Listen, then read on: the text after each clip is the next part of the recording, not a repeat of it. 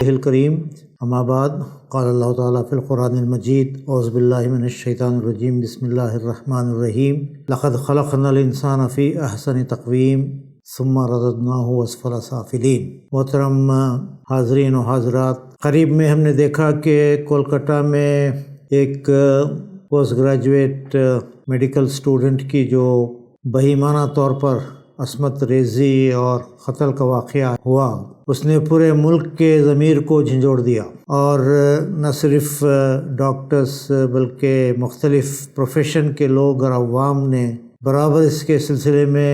اپنے غم اور غصے کا اظہار کیا ہے، اور آج تک یہ احتجاجات جاری ہیں۔ یہ ایک واقعہ نہیں تھا، بلکہ اس کے بعد بھی ہم نے کئی ایک واقعات کو رپورٹ ہوتے ہوئے دیکھا۔ بدلا پور کا واقعہ ہے، اتراکھنڈ کا واقعہ ہے، اور کئی ایک ایسے واقعات جس میں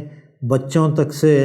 عصمت دری کے واقعات ہوئے ہیں۔ یہ تو وہ واقعات ہیں جو رپورٹ کیے گئے، ورنہ یہ ایک حقیقت ہے کہ ہمارے ملک میں ہر سال ہزاروں خواتین کی اس طرح عصمت ریزی کی جاتی ہے، اور کئی نوعیت کے ان پر مظالم برابر ہوتے آئے ہیں۔ یہ ایک ٹپ آف دی آئس برگ کی طرح ایک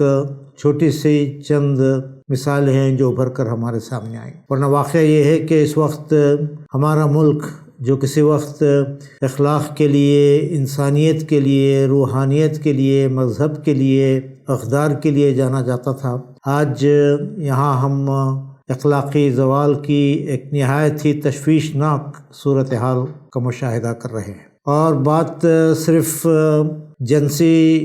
جرائم ہی کی نہیں ہے، خواتین پر مظالم ہی کی نہیں ہے، بلکہ وسیع تر زندگی میں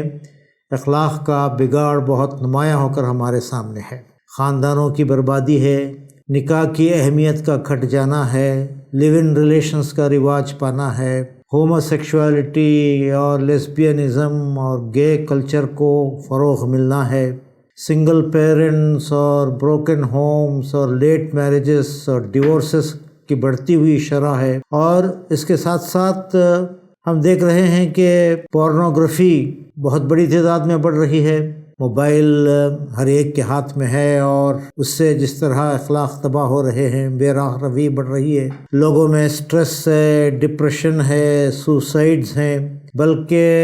مورل پرورشنز جیسا فروغ پا رہے ہیں، اور LGBTQI کو ایک موومنٹ کے طور پر، ایک تحریک کے طور پر جس طرح آج فروغ مل رہا ہے، یہ سب ہمارے لیے بہت تشویشناک صورتحال ہے۔ اس کی اصل وجہ اخلاق اور ایتھکس کا زوال ہے۔ آج کے زمانے میں مادی ترقی بہت ہوئی ہے، اور سائنس اور ٹیکنالوجی کی ترقی بھی ہوئی ہے، اور آزادی کا بھی ایک تصور ابھرا ہے، مگر یہ آزادی بے لگام آزادی، بے قید آزادی، اور ایسی آزادی جو اخلاق روشناس نہیں ہے اور اخلاقی حدود اور اقدار کی پابند نہیں ہے، ایسی آزادی دراصل خود انسان کے لیے اور اس کے سماج کے لیے ایک بڑے نقصان کا آج باعث بنی ہوئی ہے۔ ارأیت من اتخذ الہہ ہوا، قرآن نے کہا کیا تم نے دیکھا اس شخص کو جس نے اپنے ہوا اور اپنی خواہش کو اپنا الہ بنا لیا ہے؟ خدا پرستی سے آزاد ہو کر، مذہب سے آزاد ہو کر، خدا کے سامنے جواب دہی کے تصور سے آزاد ہو کر انسان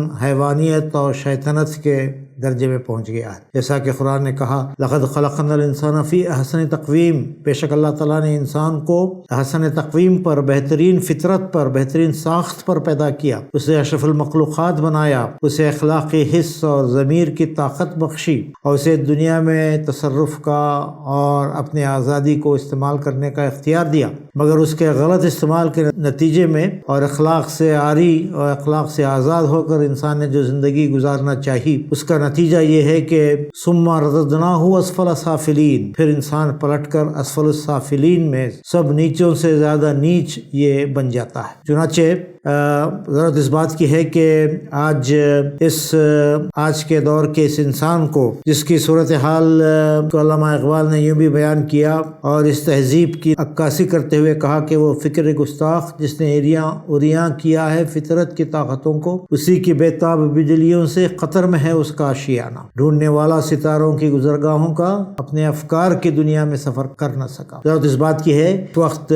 انسان کو مذہب کی، اخلاق کی اقدار کی تعلیم سے روشناس کرایا جائے۔ اسلام نے جو ایک بہترین نظام زندگی ہمیں دیا ہے، معاشرتی طور پر آپ دیکھیں گے کہ اسلام نے جو بہترین اصول ہمیں دیے ہیں، اس کے ایک ایک اصول کو بھی آپ لے کر اسٹڈی کریں گے تو اس سے کس طرح انسانی اخلاق سدھرتے ہیں، خاندان سنورتا ہے اور معاشرہ عدل و انصاف کا گہوارہ بنتا ہے، یہ بات ہم سمجھ سکتے ہیں۔ ضرورت اس بات کی ہے کہ اسلام کی ان اخلاقی تعلیمات کو اور انسان کو اس طرف متوجہ کرنے کی اور اس بے لگام آزادی کے خطرات سے انسانیت کو محفوظ رکھنے کے لیے ان کو